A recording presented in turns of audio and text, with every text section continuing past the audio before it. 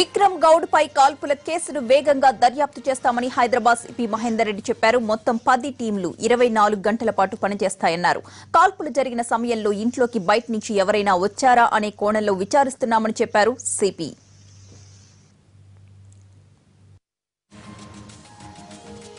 ఆ టైంలో ఇంట్లో నుండి బయటికి ఎనీ వ్యక్తుల మూవ్మెంట్ కానీ అట్లాగే వెహికల్స్ మూవ్మెంట్ కానీ ఏదైనా ఉందా అని చెప్పేసి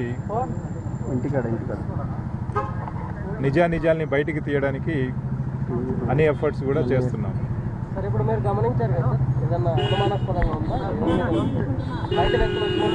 సార్ మీకు బయట వ్యక్తులు వచ్చారా తన దాని చేసుకున్నారా? ఏ టైప్ ఆఫ్ వెపన్ అదేమన్నా ఐడెంటిఫై చేశారు? వెపన్ ఇక్కడ అంటే కంట్రీ మీద వెపన్ సంబంధం బ్లడ్ మార్కలు అవన్నీ కూడా ఎవిడెన్స్ లేకుండా అది లోపల క్రైమ్ సీన్లో బ్లడ్ ఏదైతే ఉందో అది ముఖ్యంగా సోఫా సెట్ పైన ఉంది. ఫ్లోర్ మీద కూడా కొంత బ్లడ్ పడ్డది. అయితే ఆ ఫ్లోర్ మీద బ్లడ్ కొంత తుడిచివేయడం జరిగింది. అయితే మనకు కావాల్సినటువంటి సాక్ష్యాధారాలు ఉన్నవి. ఇది వాచ్మెన్ తనకు తెలియక తుడిచేశానని తను మాత్రం ఇప్పుడు ప్రస్తుతానికి చెప్తున్నాడు. మొత్తం ఎన్ని టీమ్స్ ఫామ్ చేశారు?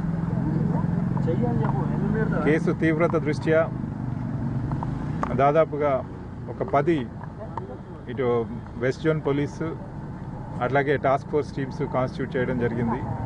ఈ వర్క్ అంతా కూడా డివైడ్ చేసుకొని డిఫరెంట్ యాంగిల్స్లో అసలు ఈ నేరం ఎలా జరిగింది, దీనికి కారకులు ఎవరు, ఏ పరిస్థితుల్లో జరిగింది, దానికి మోటివ్ ఏంటి అనేది కనుక్కోవడానికి